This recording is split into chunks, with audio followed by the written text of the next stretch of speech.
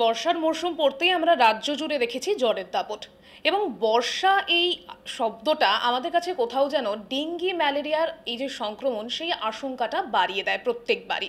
কিন্তু এবারে dengue malaria সেভাবে প্রভাব বিস্তার করতে না পারলেও বর্ষার একেবারে শুরু থেকেই আমরা দেখেছি নানা রকম ভাইরাসের সংক্রমণে কাবু হতে ছোট থেকে বড় সবাইকে।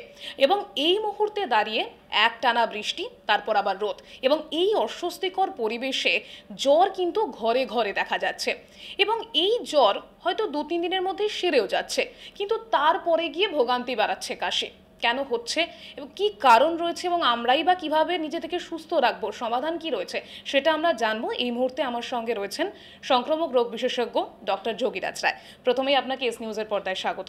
আমি শুরু করলাম একদম যে জ্বরের পরে একটা কাশির রেস দেখা যাচ্ছে, যেটা ভোগান্তি বাড়াচ্ছে। আমি মেন টপিকে যাব, তবে একটু শুরুতে জানতে চাইবো যে আমরা দেখছিলাম বর্ষার শুরুতেই ভাইরাল ফ্লু থেকে শুরু করে ইনফ্লুয়েঞ্জা, স্ক্রাফ টাইফাস, নানা রকম সংক্রমক দেখা যাচ্ছিল। এখন ছবিটা কি রয়েছে রাজ্য জুড়ে?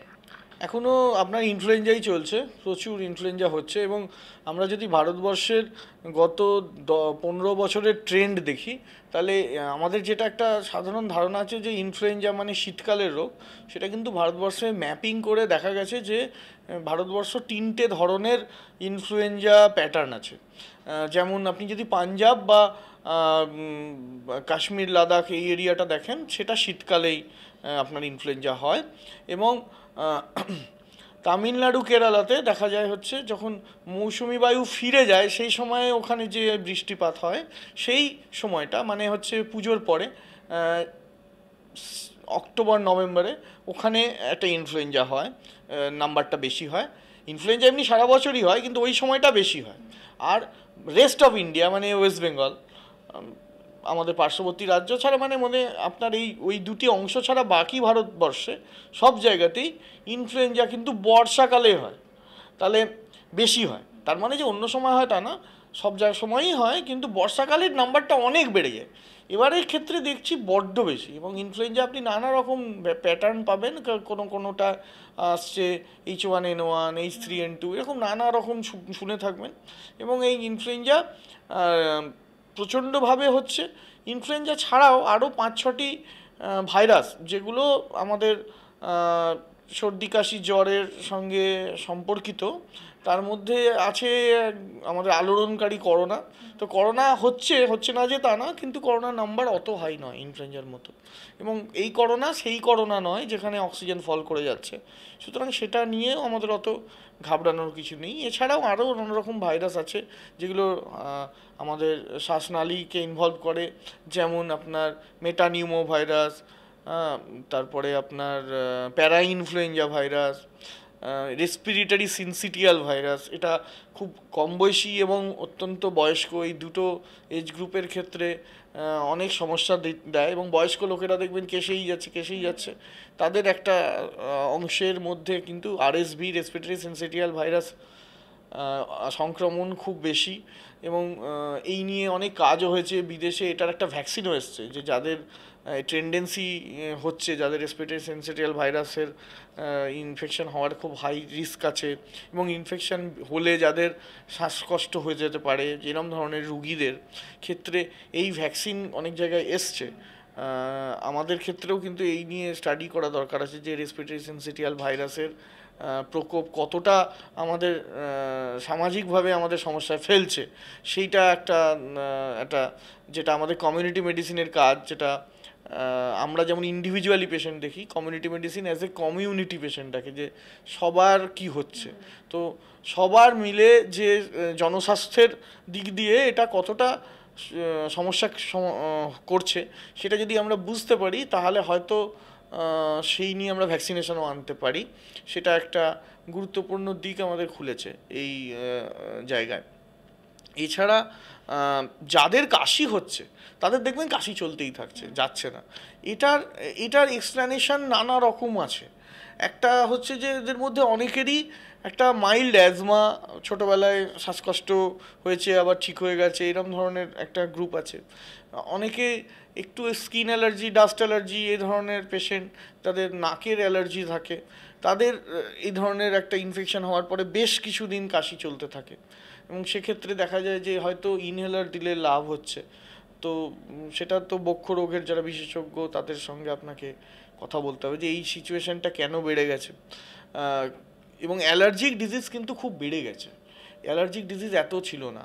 তার কারণ একটা হচ্ছে যে আমরা কোভিডের সময় যখন লকডাউন করেছি তখন কিন্তু পরিবেশ অত্যন্ত মানে একটা সুস্থ পরিবেশ হয়ে গেছিলো।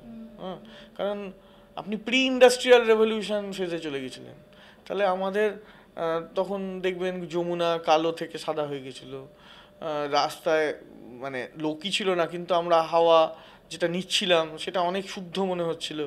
তো সেই সেই পরিস্থিতি থেকে আবার আমরা এখন নিও নর্মালে এসেছি, নতুনভাবে আমরা আবার ফিরে এসেছি মানে আমরা আবার পলিউশনকে ফিরিয়ে নিয়ে এসেছি। এবং পলিউশনটা যে রুগীরা আগে অ্যালার্জেটিক ছিলেন তারা ওই সময়টা খুব ভালো ছিলেন, ওই সময় তাদের হাইজিনও তারা মেনটেন করতেন। আমরা আবার আনহাইজেনিক প্র্যাকটিস সে চলে গেছি, পলিউশন বেড়েছে এবং এই পলিউশনের চেঞ্জটা হয়তো বডি সেভাবে নিতে পারছে না। তাদের ক্ষেত্রে যারা অ্যালার্জিক ইন্ডিভিজুয়াল তাদের ক্ষেত্রে খুব সমস্যা হচ্ছে। এবং ইনহেলার নেওয়া রুগী বা নেজাল স্প্রে, যেগুলো স্টেরয়েড নেজাল স্প্রে অ্যালার্জিক রাইনাইটিসে ইউজ হয়, আপনি দেখবেন তাদের ইউজ খুব বেড়ে গেছে।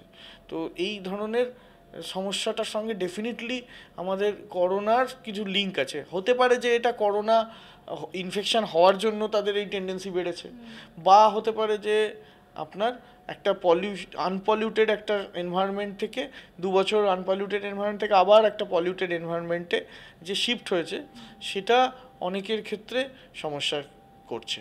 যেমন আপনি দেখবেন যে দার্জিলিংয়ে থাকে বা ধরুন শিলংয়ে থাকে, এরকম জায়গায় যারা থেকেছে তারা হঠাৎ করে কলকাতা বা দিল্লিতে এলে তাদের প্রচণ্ড অ্যালার্জিক সমস্যা হতে থাকে। তো যারা একটা ভালো পরিবেশ পেয়েছে তাকে যদি আপনি এরকম আমাদের কদর্য নোংরা পরিবেশে ফেলে দেন, যেটা আমাদের আরবানাইজেশনের আনপ্ল্যান্ড আরবানাইজেশন যুগ যুগ ধরে আমরা করে যে জায়গাটায় নিয়ে এসেছি, আজকে কিন্তু সেটা আমাদেরকে রিয়াক্ট করছে। যেটা আমি বলছিলাম শুরু থেকে, তো 2-3 দিনের মধ্যে জ্বরটা সেরে যাচ্ছে। এবার আমরা কি হয় না যে সুস্থ বোধ করা মানে আর ডক্টরের কাছে যাবার কথা ভাবতে পারি না, কিন্তু কাশিটা কন্টিনিউ হচ্ছে। এবার আমাদের মধ্যে অনেকেই আছি যে কাশি মানে সিরাপের কথাটা ভেবে ফেলি, যে একটা ওষুধের দোকানে গেলাম সিরাপ কিনে নিলাম, কিন্তু এক্ষেত্রে এর কার্যকারিতা কি রয়েছে? কাফ সিরাপ দেখুন, প্র্যাকটিক্যালি স্পিকিং আমরা সবাই লিখি ঠিকই, কিন্তু আমাদের কোনো বইতে কাফ সিরাপ কিন্তু নেই সেভাবে যে এই সিরাপ দিলে ভালো হয়, এরম ধরনের কোনো আপনি কোনো বইতে পাবেন না। যেগুলো টেক্সট বুকগুলো পড়ে আমরা ডাক্তারিতে যেগুলো পড়ি, ধরুন যেগুলো আমাদের মানে মাদার বুক, তাতে আপনি দেখবেন না যে কাশি হলে কাফ সিরাপ লিখতে হবে এরকম কথা লেখা আছে। তাতে বলা আছে যে আপনি যদি রোগের রুট কজ বুঝতে পারেন, সেটার চিকিৎসা করেন, কাশি আপনার তার পার্ট, সেটা কমে যাবে যখন কাশি চলে যাবে। কিন্তু একটা সুদিং এফেক্ট আছে কাফ সিরাপের, এবং কিছু কিছু ব্রঙ্কোডাইলেটার থাকে যেগুলো আমাদের শ্বাসনালী যদি রিয়াক্ট করে সেটা অনেক সময় ছোট হয়ে যায়, ডায়ালেটের বদলে ছোট হয়ে যায়, সেটা কিছু ওষুধ দিয়ে ডায়ালেট করা হয়। সেগুলোকে আমরা ইনহেলেশনালি দিতে পারি, ইনহেলার দিয়ে মানে পাফের মাধ্যমে দিতে পারি বা নেবুলাইজেশনের মাধ্যমে দিতে পারি। আর সেগুলোকে আমরা সিরাপও দিতে পারি, কিন্তু সিরাপ দিলে তার সাইড এফেক্ট বেশি হবে, হাত পাত কাঁপে দেখবেন অনেক সময়, হ্যাঁ, বুক ধরপড় করতে থাকে, এই সবগুলো হয়।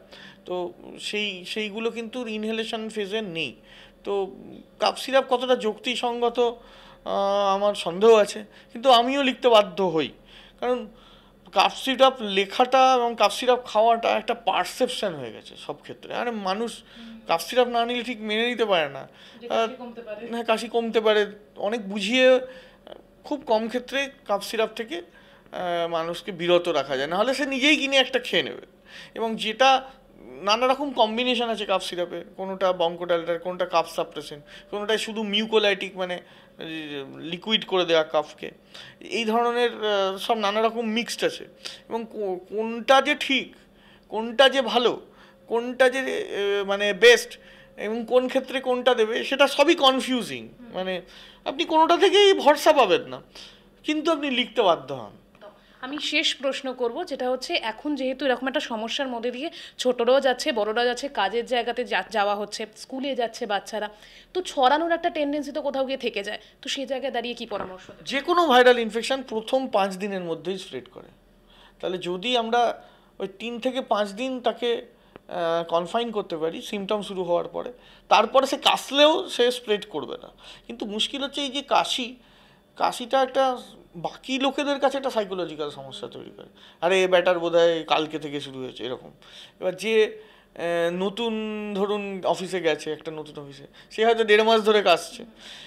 এর মধ্যে আর একটা ইম্পর্ট্যান্ট জিনিস আছে, ভারতবর্ষের পরিপ্রেক্ষিতে 15 দিনের বেশি কাশি যদি হয়, তাতে আর কিছু থাকুক না থাকুক, কিন্তু যদি জ্বর থাকে এবং 15 দিনের কাশি হয়, সেক্ষেত্রে কিন্তু টিউবারকুলোসিস রুল আউট করতে হয়।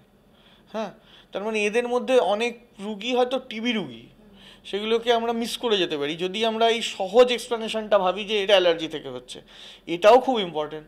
15 দিনের বেশি কাশি হলে ভারতবর্ষের পরিপ্রেক্ষিতে আমরা হচ্ছি ওয়ার্ল্ডের এখন টিবি ক্যাপিটাল। সারা পৃথিবীর সবথেকে বেশি টিবি রোগী এখন আমাদের, এবং আমাদের এমডিআর টিবির নাম্বার, মাল্টি ড্রাগ রেজিস্ট্যান্ট টিবির নাম্বারও বেশ ভালোই। এবং ভারতবর্ষের প্রায় 1/4 লোকের টিবি ইনফেকশন হয়ে আছে। তারা সেটা সবসময় ইনফেকশন থাকলেই যে তার টিবি হবে তা না। ইনফেকশন থাকলে আমার ইমিউনিটি সেই টিবিটাকে আটকে রাখতে পারে, কিন্তু তাদের মধ্যে সিগনিফিক্যান্ট নাম্বার লোকের টিবি হতে পারে। 15 দিনের বেশি কাশি হলে অবশ্যই আপনি স্বাস্থ্য ব্যবস্থার কাছে যান এবং আমাদেরকে সুযোগ দিন যে এটা টিবি কিনা এটা দেখার। সেটা ডায়াগনোসিস খুব সহজ, আমরা এগুলো বিনামূল্যে সমস্ত আমাদের টিবি সেন্টারগুলোতে হচ্ছে, এবং তার র্যাপিড ডায়াগনস্টিক্স যাতে তাড়াতাড়ি হয়, এবং কোয়ালিটি ডায়াগনস্টিক হিসেবে আমরা জেনেটিক মেথডও আজকাল নিয়ে এসেছি। আমরা একটা মেথড ইউজ করছি, সেটাকে বলি আমরা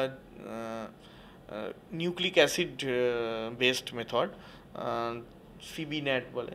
সেটার উপর বেস করে আমরা কিন্তু ড্রাগ রেজিস্ট্যান্ট টিবি না ড্রাগ সেন্সিটিভ টিবি সেটা 4 ঘন্টার মধ্যে বলতে পারি। 4 থেকে 6 ঘন্টা লাগে। এবার অ্যাডমিনিস্ট্রেটিভ প্রবলেম বা অ্যারেঞ্জমেন্টের সমস্যার জন্য এটা হয়তো 5 থেকে 7 দিন অনেক সময় রিপোর্ট পেতে দেরি হয়, কিন্তু তার মধ্যে আমরা জানতে পারি যে এটা ড্রাগ রেজিস্ট্যান্ট না ড্রাগ সেন্সিটিভ টিবি। এবং এই টেস্টটা কি আগে যে স্পুটাম কালচার আর স্পুটাম যে আমরা স্টেন করতাম, তার থেকে এই মেথডটা কিন্তু অনেক বেশি ধারালো মেথড। এটাতে কিন্তু আমরা অনেক তাড়াতাড়ি ধরতে পারি এবং অনেক কম অ্যামাউন্ট ব্যাকটেরিয়া থাকা সত্ত্বেও তাকে আমরা আইডেন্টিফাই করতে পারি। তো অবশ্যই 2 সপ্তাহের বেশি কাশি হলে টিবি পরীক্ষার কথা কিন্তু ভাবতেই হবে, এবং সেটা নেগেটিভ হলে আমাদের তখন আমরা এই এক্সপ্লেনেশনগুলো ভাববো। থ্যাংক ইউ ডক্টর, অনেকটা সময় দিলেন, তার জন্য অনেকটা ধন্যবাদ। এবং আপনাদের সামনে তুলে ধরার চেষ্টা করলাম, এই মুহূর্তে আমরা দেখেছি যে বর্ষার শুরু থেকেই জ্বর, সর্দি, কাশি আমাদের যথেষ্ট ভুগিয়েছে এবং এখনও পর্যন্ত দেখা যাচ্ছে। এবং সামনে আবার সিজন চেঞ্জের টাইম আসছে, পুজো আসছে সামনে, তো এই পুজোর মরশুমেও যাতে আমরা সুস্থ থাকি তার জন্য একদমই নিজের হাতে চিকিৎসা ব্যবস্থাকে তুলে নেবেন না। কোনো রকম জরুরি অবস্থা সৃষ্টি হলে একদম পরামর্শদাতার কাছে যান, চিকিৎসকের কাছে যান, তারা যেভাবে বলছে সেভাবে চিকিৎসা করান, তাহলে আপনিও ভালো থাকবেন, আপনার পরিবারও ভালো থাকবে। ক্যামেরায় চিরঞ্জিতের সাথে রিয়া রিপোর্ট, এস নিউজ।